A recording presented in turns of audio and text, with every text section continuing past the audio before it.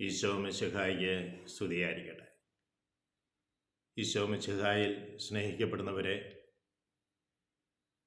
നാവിൻ്റെ ദുരുപയോഗത്തെക്കുറിച്ച് നാം കണ്ടുകൊണ്ടിരിക്കുകയാണ്. യാക്കോബ് ശ്രീയുടെ ലേഖനം 3-ാം അധ്യായമാണ് നമ്മൾ കണ്ടുകൊണ്ടിരിക്കുക. അവിടെ പറഞ്ഞു വെക്കുന്നത് നാവ് തീയാണ്.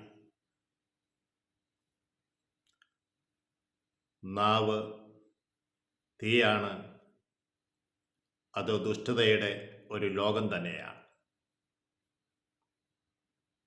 ശരീരത്തിലെ ഒരവയവമായ ഈ നാവ് ശരീരത്തെ മുഴുവൻ മലിനമാക്കുന്നു.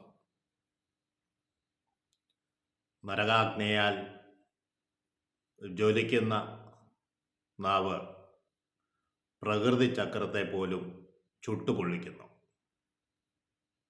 Praise the Lord.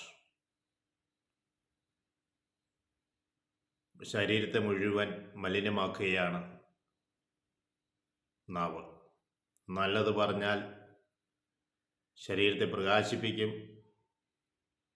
മോശമായ വാക്കുകൾ പുറത്തു വന്നാൽ ശരീരത്തെ മുഴുവൻ മലിനമാക്കും.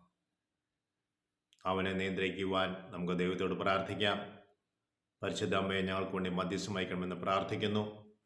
പിതാവിനും പുത്രനും പരിശുദ്ധാത്മാവിനും സ്തുതി.